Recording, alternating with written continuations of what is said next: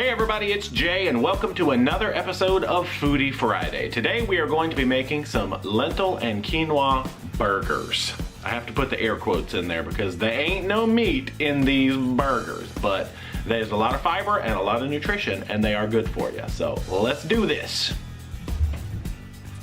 So from the cabinet we will require some dry lentils and some quinoa. So in a small pot over high heat, we will add 1 cup of water and let that come up to a boil. In a medium pot, we will add 3 cups of water, also over high heat, let that come up to a boil. Once bubblage has been obtained in the small pot, we will add 1/2 teaspoon of salt and 1/2 cup of quinoa. Let that come back to a boil, reduce the heat to medium-low and let that go for about 15 minutes or until all the moisture is gone.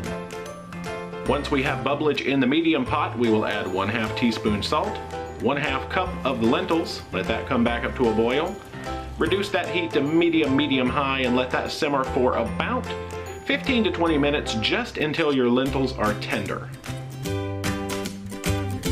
So 15 minutes has gone by on the small pot. You can see most of the moisture is gone from this quinoa, so we are going to remove that from the heat. Just gonna let it sit here and relax for a while and then actually throw that in the fridge and let it chill. Now the only way I really know to test if your lentils are done is to kind of give them a taste. So you don't want them to be so tender that they're falling apart, making a soup, and you don't want them to be crunchy. Mine took about 18 minutes to get to that perfect point. So we will drain these and again, remove from the heat. Let these kind of calm down a little bit and then put them in the refrigerator to chill. And now, what every good internet video needs, epic drone footage.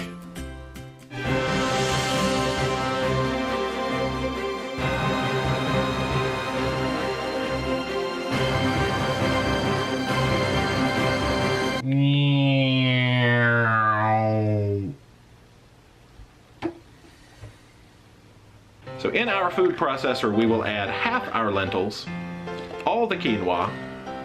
Now at this point, this mixture has very little flavor, so you can pretty much do with it what you will. You can add some Italian seasoning, maybe go Mexican with it. This is how we flavor ours.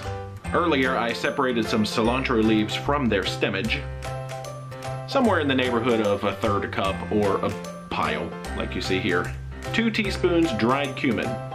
1/2 teaspoon garlic powder, 1 tablespoon lemon juice, the cilantro, 1 teaspoon of salt, 1/4 teaspoon black pepper, 1 cup of oatmeal. This would take the place of something like breadcrumbs in this recipe. Let that buzz around until it reaches a doughy consistency.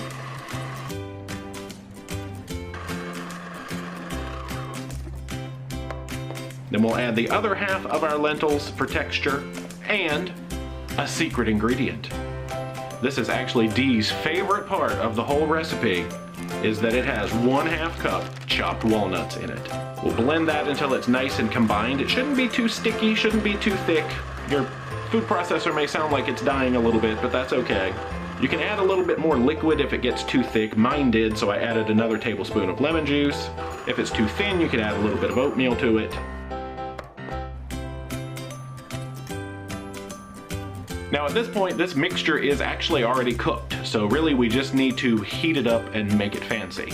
I like to shape this into sort of a log and break it into 4 pieces, kind of a ha-pa, ha-pow, hua, like that, and shape them into patties. I make mine rectangular because, well, you'll see. These 4 rectangular patties fit nicely on the rectangular grill.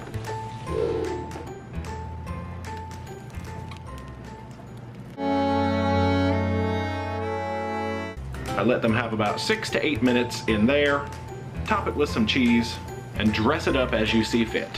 You could do mustard, pickle, maybe even some picante sauce. And that is it for the lentil quinoa burgers. We don't usually eat these with buns. They are so fibrous and so filling. We'll usually have 2 for dinner, and that is about all that we can stand. So let's look at the numbers, the nutritional info for these bad boys. Fiber bombs. And let's see how we did at the register. Very nice. So hopefully you enjoyed today's Foodie Friday and you'll give these a try. As always, make sure you're subscribed to the channel, become a Paromaniac today. You never know what fun we're gonna throw up on this channel. Probably shouldn't say throw up in a food related video, but just ignore that. So until next time, rock on!